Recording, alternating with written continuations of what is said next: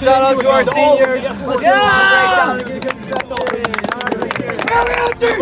2, 3, family!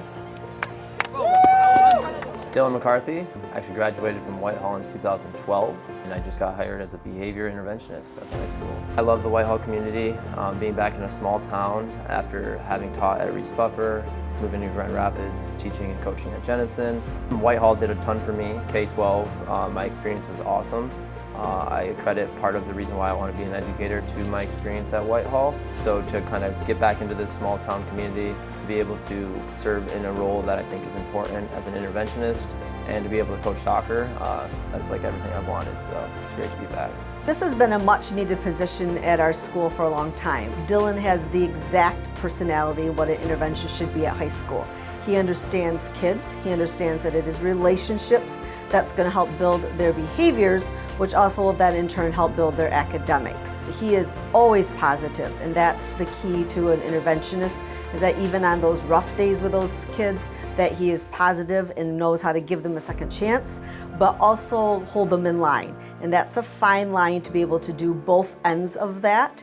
And so we are so grateful to have him in our building again now as an employee. As an interventionist, it's an interesting role because it hadn't existed prior to this year, at the high school that is. So if it's titled behavior intervention, I think that's kind of misleading because I also do academic intervention. So a lot of my job is to find kids that need extra support and provide that extra support, whether it be through their behavioral needs or their academic needs. I'm kind of like the middle person to help build a rapport with the student and then connect them to the right resources. I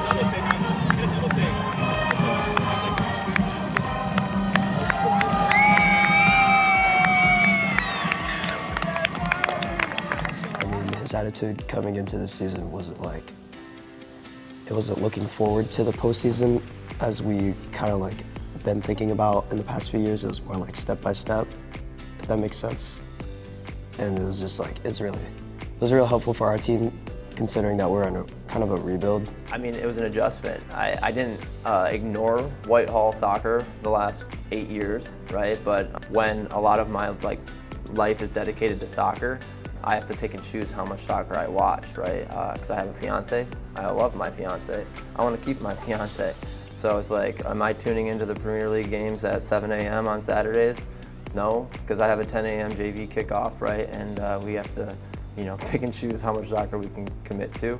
But coming back here, it was an adjustment because when I was here, it was at like the peak of Whitehall soccer. We had 40 kids in the program, 20 on JV, 18 on varsity with cuts. And day one, when I came back in June, I had 15 kids in my first training, and 11 play at a time. And that was an eclectic group of freshmen to seniors that ranged in abilities. So on average, we would have about 15 to 18 kids there throughout the summer. So my first goal was to try to build up program numbers and establish a JV team. It means a lot. I think that it's really cool that he wants to come back to where he played and just help out the area. That's what small towns are all about, though, is the community and the family values, and being able to see my nephew every day at school is cool. Having 100 other kids call me Unc, I don't know if that's that cool. They tell me it's cool, but verdict's still out, I don't know. But yeah, so it's good to see family and just to see the support that comes with small towns.